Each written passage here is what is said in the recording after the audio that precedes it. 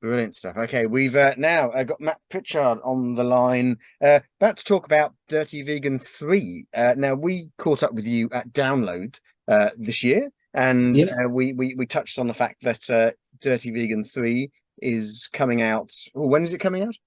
December the 7th. December the 7th. And this is it is the staple diet in our I think you feed us most evenings, Matt, I think from your array Do I? array That's of good to foods. know, isn't it? And I think for my vegan teenage daughter, when she first came across in a bookshop this vegan cookbook with this heavily tattooed man on the front of it, I think it ticked a lot of her boxes, because here's somebody who looks a bit different, who's into vegan, who's into his rock music, and and it was very inspirational, I think, compared to a lot of the other cookbooks that are out there. What can you perhaps tell us the story of what inspired you to start the Dirty Vegan first one, I suppose? But there it is in the background. It's the third book. Yes, What inspired me to start it? yes. Uh, right. Well, I went vegan in 2015, and I was a cook. I went to college after school to learn catering. I did 2 years, and obviously, as you can imagine, as you know, my life took a different took a different turn, quite a bit different turn. And then when I went vegan in 2015, I had to find ways of replacing the meat in my food, in my dinner, and just day-to-day stuff, and just getting into doing the vegan meals and what have you. And then I found myself in the kitchen quite a lot, and I thought, well, Sanchez is finished, and I had a lot more time on my hands. So I thought, let's do a YouTube cooking video.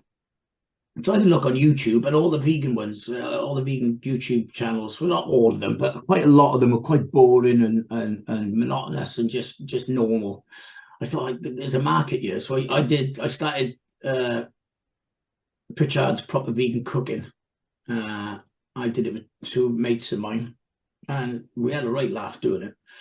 And then the BBC, we did quite a few of them actually, and then the BBC came knocking, and that's how Dirty Vegan started.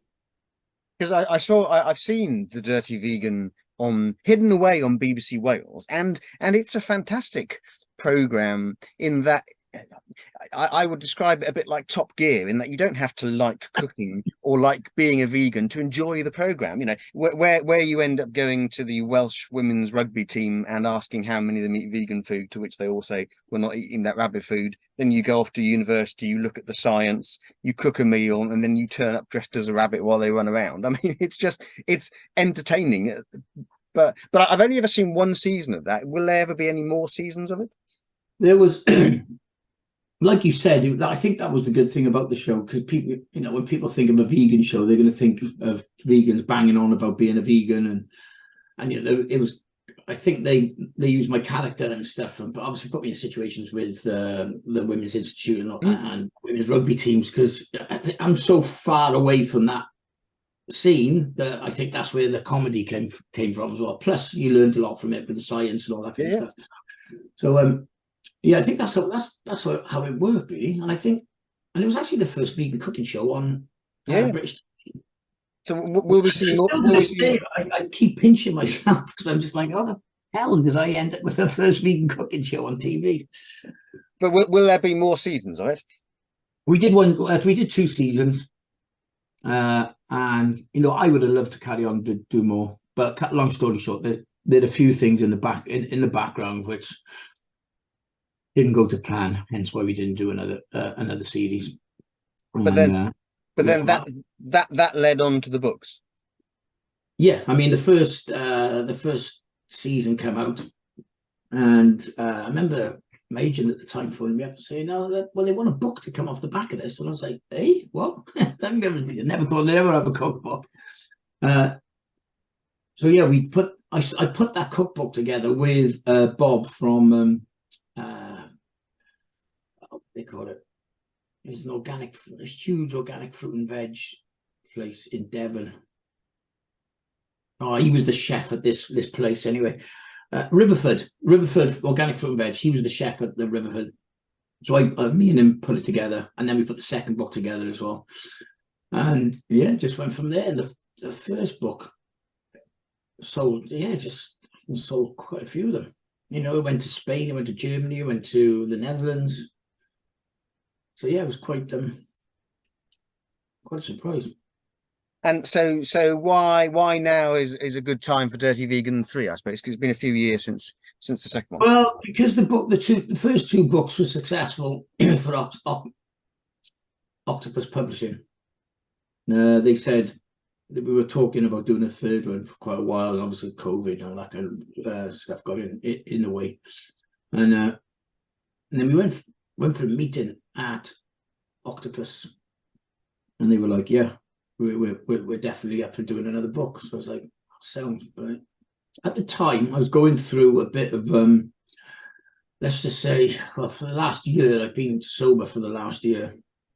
And at the time, I went into Octopus. I was pretty much at my all-time low. I'd had a bit of a breakdown due to going back to my old ways since lockdown really sort of started. Anyway, it got really worse last year, and I just lost the plot. And then they gave me the go ahead for the book, and they said, right, we need 80 so recipes in just over a month and a half. And I'm like, I sat there in my head went, what? It's like, what? Really? Like, oh, how the hell am I going to do this? And of course, I just gone sober, completely sober. So it was quite good in a way, because it gave me something to focus on whilst I was going. Well, literally, I just started sobriety, and you know, I still had the cravings for everything that I was doing. So I just got in the kitchen and literally just switched the outside world off, and I spent, well, God, I was in the kitchen for about sometimes 14, 15 hours a day. I was back and forth to Tesco's. I think they're sick and tired of my face, just getting food and bits and bobs and stuff. But that's how it went. I just fucking grafted, and I managed to get a book together. And so it says, I can see looking over your shoulders, say fast and easy. Is that the sort of the theme of it this time? It's sort of quick and easy meals? Yeah, quick and easy meals. I mean, it's the kind of food I eat, and let's just face it, as you know, we're all really busy people these days, and to come home from work, really long days. And even when you get back from work these days, work really hasn't finished. You still got stuff to do. Well, I have anyway, and I know a lot of other people have. So to be able to have a book which gives you really fast and easy recipes is perfect. And most of my followers, they're not cooks. So to give them an easy recipe to follow, they're like, oh, we're kidding. Might get them in the kitchen and get them into cooking as well. And that's why I did it, really. And is it what sort of recipes? Give us an example of 2 or 3 of the recipes that we're going to find in the book. You got bung it all in one pot, where everything's sort of in one pot. You got cooked food with cwtches, and give you a hug in Welsh, so like comfort food. You got 30 minutes to a banging meal, protein packed perfection, or protein dishes for people who like going to the gym, and people who like doing stuff like I do, running, swimming, cycling. Summer smashers, and you got tough pickers and stuff. Tough smashers, which is the sweets. Now I got a few guest recipes as well, which was I got Laura. Laura worked with me on series 1 and 2. She was sort of like the background chef, because you know I'm not a Michelin-starred chef or anything. So she'd always be there looking over and making sure everything was fine. So she gave us a recipe. There's a French guy who won Bake Off, Thibaut Cortisia. He did a pudding for us, which was a vegan panna cotta. Is absolutely banging. It's made with cashews, really good. And we got Tubby Tom's, the guy who does all the sauces and the rubs and stuff. He's given us a recipe. I think it was a root veg medley. So yeah, I've got Derek Sano as well, which is the Wicked Food from Tesco's. Right, yeah. He did a recipe as well. So he did some mushroom recipes, and the daily dish from Ireland. So yeah, it's got quite a few good meals in it. And when you said you locked yourself in your kitchen going through recipes, I mean, presumably there must how many recipes do you have to discard before you get the ones that you like? There must have been some that just didn't work or weren't fast and easy, or Yeah, that's a nightmare. Because the thing is, you put all that effort, you think it's going to work, and then it's like, nah, back to the drawing board again. Especially when you haven't got much time to fart about. Do you know what I mean? So the good thing about that, though, my parents and my brother, they got, because I hate wasting food. You don't waste food. There's a lot of people can't afford to eat these days. So at the end of the day, I'd have quite a few recipes there done. So I just go and send it around to my parents, around to my brothers. Just pretty much basically cooking for my family at the same time for the whole month. so they did well out of it. Yeah, they did. Yeah. And you said that you nipped down to Sainsbury's in your local supermarket, because that's the nice thing with the vegan food now, is that at one stage when you wanted, I mean, tofu's in most places, but when you wanted seitan and some of the more unusual jackfruit and things like that, you were stuck. You had to go to specialist shops. But now, is that something that you've noticed? Most places now sell a variety of, quite easily to get ingredients. It's absolutely, it's so easy these days to get all the ingredients that especially in this book. There's nothing that you won't be able to find any like in Tesco's. Like you said, well, they got jackfruit in tins. If you wanted to get fresh jackfruit, we worked with fresh jackfruit on the second series of Dirty Vegan, and we shipped. That's not really good for the green, because we had to fly it in from Thailand, and it cost 60 quid. And just actually work. But the good thing about working with fresh jackfruit was just amazing, because you have to wear gloves, because it's got what is it? When you cut it open, it's like this white juice. What is it? Anyway, it sticks to your fingers, and I got it on my fingers. You can't get it off. Very liquid ending. It just won't come off. Stuck to your fingers. It's a nightmare. And then you prise it open, and you've got these chunks of jackfruit. It's so much better than the tin stuff. And it's really, it gets that pulled pork kind of consistency, and it's just the stuff in the tin compared to the fresh is completely different. It's a game changer. But how many people are going to ship in a bloody jackfruit for 60 quid? But you can get it in tins. I mean, tofu's ready available. Seitan's ready available as well. There's a seitan recipe in there. I think some tacos and stuff in the protein pack perfection, which is they're fucking banging, and it's just so easy to do. And there's actually a recipe in there as well for making your own tofu to save you from actually going to the shop to buy it. So yeah, there's that in there as well. And like I said, there may be like fast and easy recipes, but there's also one or two longer recipes that maybe on the weekend, if you've got a bit of time on your hands, you can spend a few more hours in the kitchen. And is it difficult finding? Are you conscious of there are a lot of books out there now about vegan cooking? I mean, are you reinventing the wheel, or is that sort of the point, that you're reinventing the wheel but with your own particular flair, your own particular? I'm not reinventing the wheel. I mean, like I said, I'm not. I don't look at myself as a chef. I'm a cook. I just enjoy cooking. I was trained for 2 years, and I just happened to be lucky enough to be in the right place at the right time and have the opportunity to do these books and have the Dirty Vegan series, which came out a few years ago. And most of my recipes in there, there's nothing posh, but they're good recipes, good, honest, hearty food, and that's all we need, really. Especially, there's plenty of recipes in there for. It's not just for vegans; it's for non-vegans as well. Just because there's no meat or dairy in it doesn't mean that you can't eat it. No, I'll testify to that. But both my wife and daughter are vegan, and I'm not, and I thoroughly enjoying all the recipes we've had from there. And I say we're in danger. I might have to go and buy your first book all over again, because I think my daughter's more or less worn it out. It's got food splashed all over it. Yeah, the spine's starting to come apart and things like that. But that's testaments to how much we use it, I suppose. Are you doing any sort of book signings or any sort of tour promotional stuff around the book?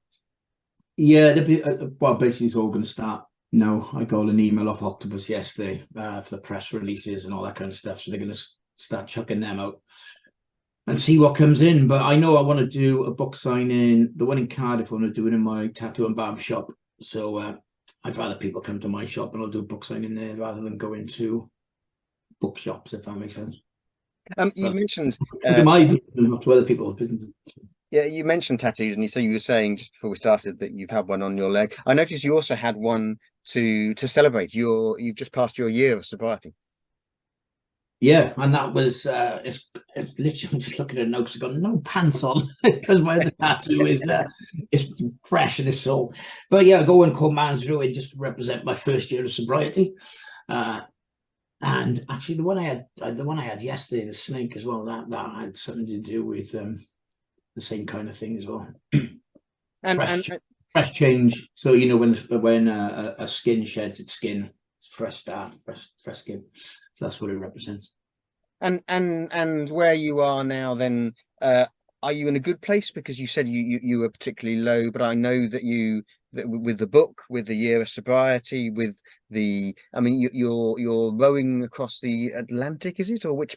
I know you've got a whole host of projects around your huge amounts of physical fitness that you do. Yeah, I'm in a much better place than what I was this time last year. I got myself a therapist who I'm still with today, who's helped massively. Of course, my missus has helped massively as well, and my really close friends. It's still work in progress, but I'm in a far better place. And as long as on the 2nd of March, I started a thing called the 4 a.m. Club because it took from October really to about the March time for me to slowly but surely start getting fitter and sort of getting in a place where I could start going to the gym properly full time. And I started 4 a.m. Club 2nd of March, and basically 4 a.m. Club is wake up at 4 o'clock and get out of bed and get on with it.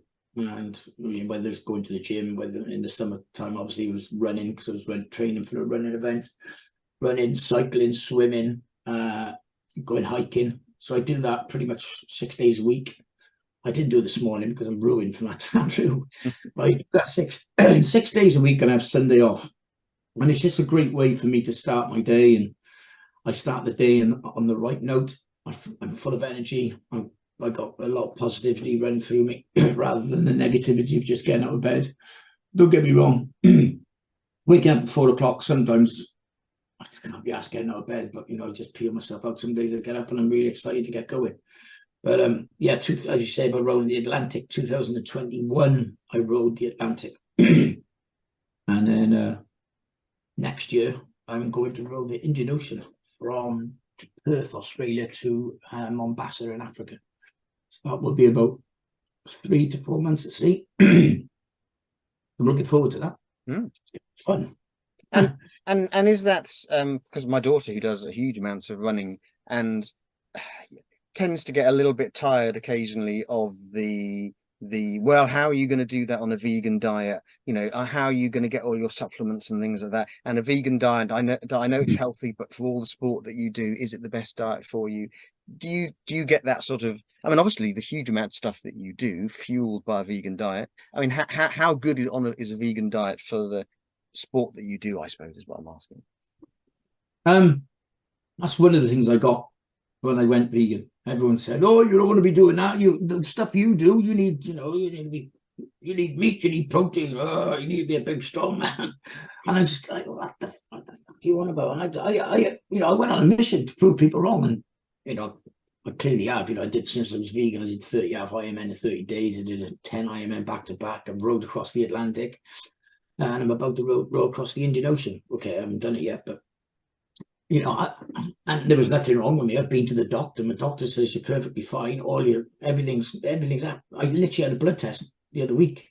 The doctor's like, yeah, you're absolutely fine. So where people are worried about, people are more worried about the fact that we don't get enough protein or this and that. And I'm like, don't worry about it. Chill out. I'm fucking. And even when I say I've done all this, oh yeah, but it's like, can you just say, oh, well done, and think, oh, brilliant, and take that in and go, right, he could be onto something here, rather than they just want to put you down because they don't want to be proven wrong. proven wrong, basically. So it's just, and as far as supplements are concerned, luckily you mentioned that, because I'm literally just about to launch next week my supplement company. Yeah. So it'll be Sleep Your Dead Supplements, which I'll launch it on socials tomorrow, and it will be pre-workout, during workout drink, and then a protein shake for when you finish. Okay. There's a lot of people who say vegan protein, and I agree with them. There's a lot of vegan protein out there which tastes like dog shit, and they're quite grainy and stuff. And I've been there, I've tasted a lot of them, and I'm just like, well, this is fucking awful. So I just went on a mission to create something which was tasty, smooth, creamy, and nice. And I think I've knocked it on the head. So I'm just looking forward to everyone getting their samples, and I'm waiting for the feedback, and fingers crossed it's positive. And when I do the Indian Ocean next year, then we'll take all that stuff on board with us.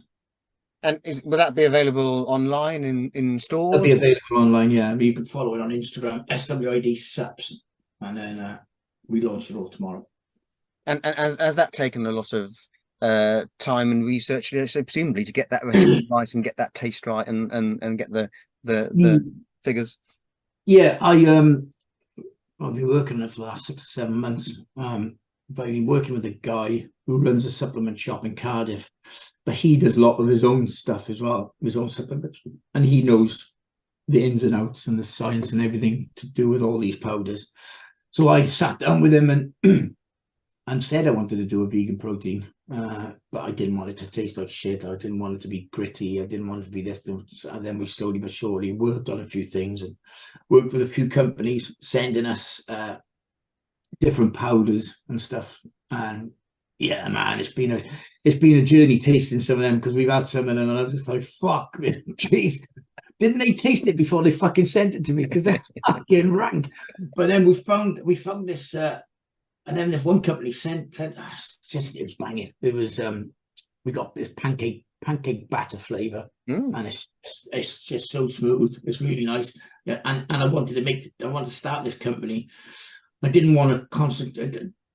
I don't want to make it just for vegans. Again, like my books, I want it for everybody. So whether you're a meat eater or whether you have dairy, you can take this. I mean, if I gave it to somebody who's a meat eater and had dairy and said, have a taste of that, and not told them anything about it, they wouldn't know any different.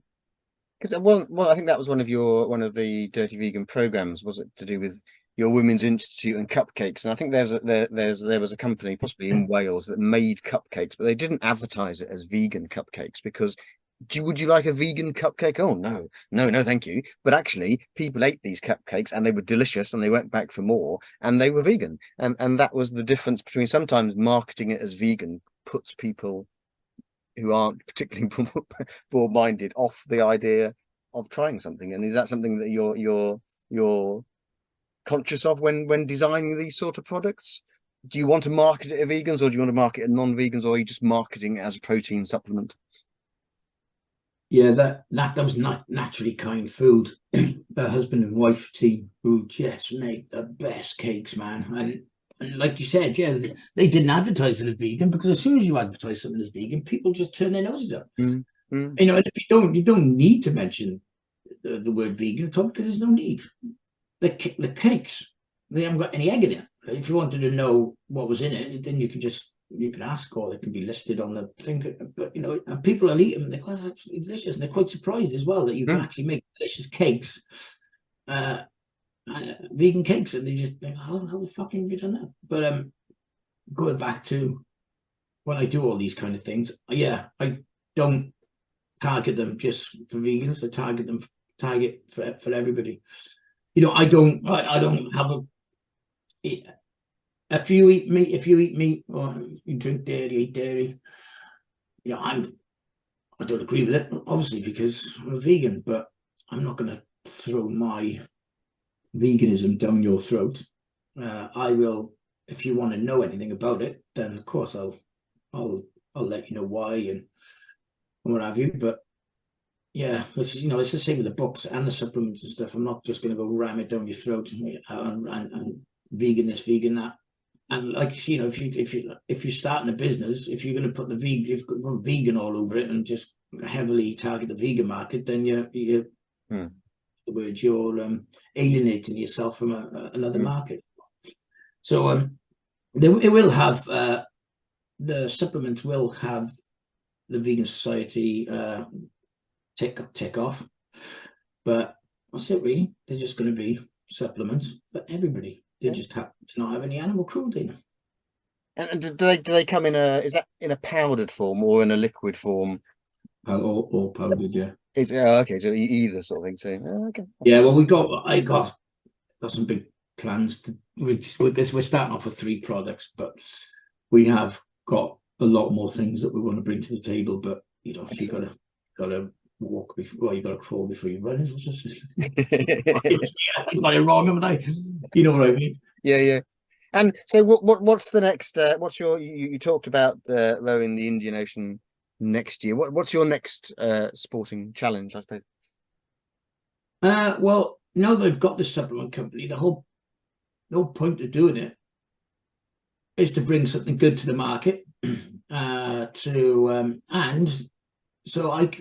that is what I can concentrate on going into the future. I can just concentrate on making sure the supplement brand is going really well, and off the back of that, then I can get to do as many challenges or crazy fucking things that come into my head, because at the end of the day, that is my job. My job is to fucking go and use my supplements and help them to power me through whatever fucking crazy shit comes into my head next. So that's fucking brilliant, man. I'm 50 years old and I don't feel 50. I definitely don't act 50.